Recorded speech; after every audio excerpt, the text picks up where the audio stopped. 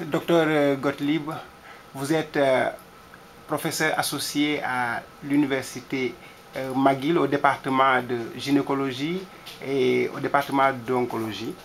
Vous êtes également directeur de la gynécologie oncologique et de la colposcopie de l'hôpital général juif.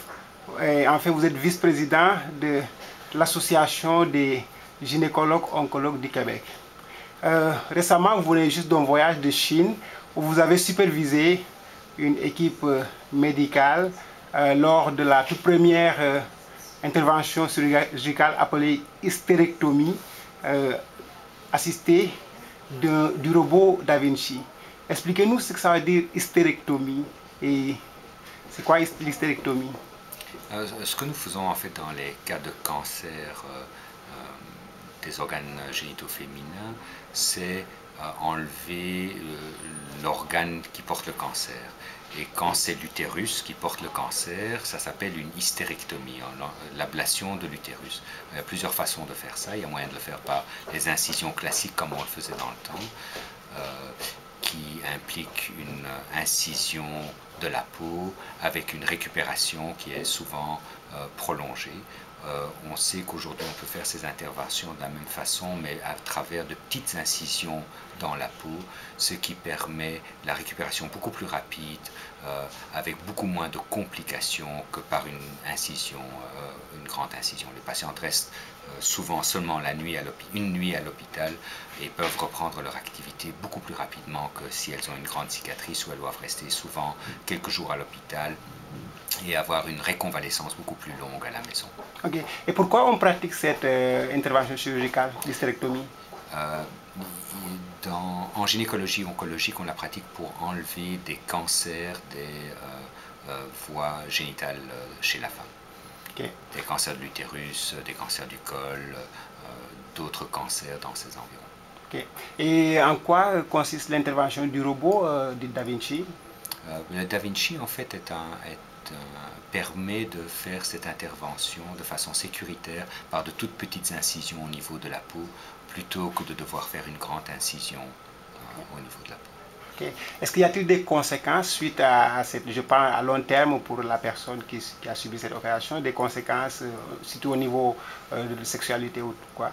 Mais, en faisant une chirurgie par le robot, on peut être beaucoup plus précis et ça induit beaucoup moins d'effets secondaires que de le faire par chirurgie ouverte, et on va donc dès lors avoir beaucoup moins d'effets secondaires sur tous les problèmes que la femme pourrait avoir d'une intervention dans ses organes génitaux. Ok. Et puis, est-ce que vous connaissez des cas où, par exemple, les opérations, comment on appelle, il y a eu des conséquences suite à ça, et puis, bon, est-ce que vous connaissez des cas comme ça? Je ne suis pas sûr que je comprends des conséquences à quel niveau. Bon, en fait, par exemple, on a fait une opération et puis la femme a eu, par exemple, je ne sais pas, des douleurs, des problèmes de santé, par exemple. Toutes les interventions que nous faisons sont pour des cancers gynécologiques.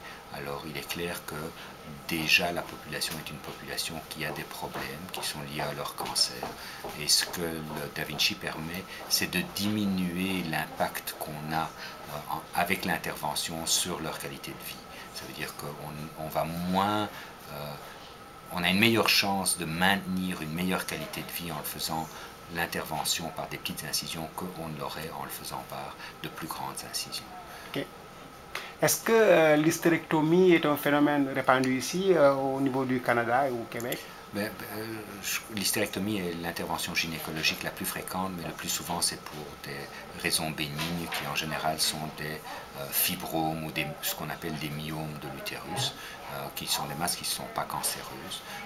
Nous, ici, nous spécialisons au Centre du cancer à traiter les cancers gynécologiques et de l'utérus en les faisant par la chirurgie robotique, afin que les patients puissent avoir de meilleurs résultats et une bonne qualité de vie.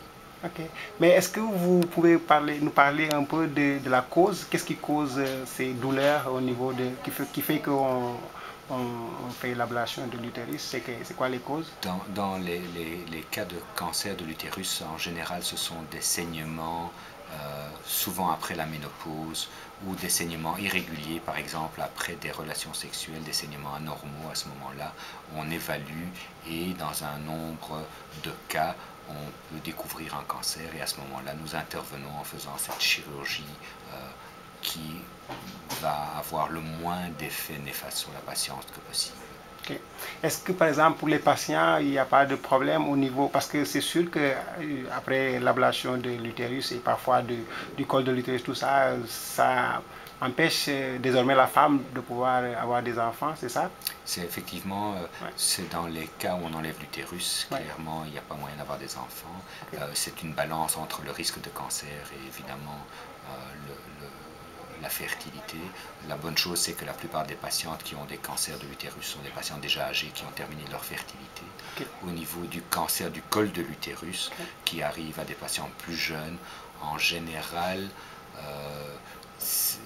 dépendant de la taille du cancer, on peut essayer de maintenir la fertilité. Si c'est une patiente jeune qui désire encore avoir des enfants, il y a moyen de faire une chirurgie qui va maintenir sa fertilité dans un certain nombre de cas, et ça doit être évalué au cas avec la patiente et en fonction de la tumeur qu'elle présente. Okay. Est-ce que vous savez combien de personnes au niveau du Canada ont eu à effectuer cette intervention chirurgicale?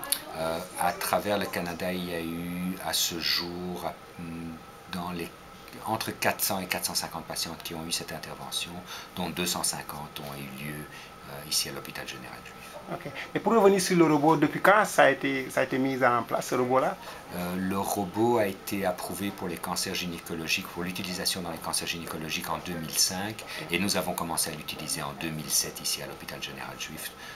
Nous étions le premier hôpital au Québec à avoir le robot, et en fait le deuxième au Canada à effectuer ce genre de chirurgie. Okay. Merci, M. Gottlieb.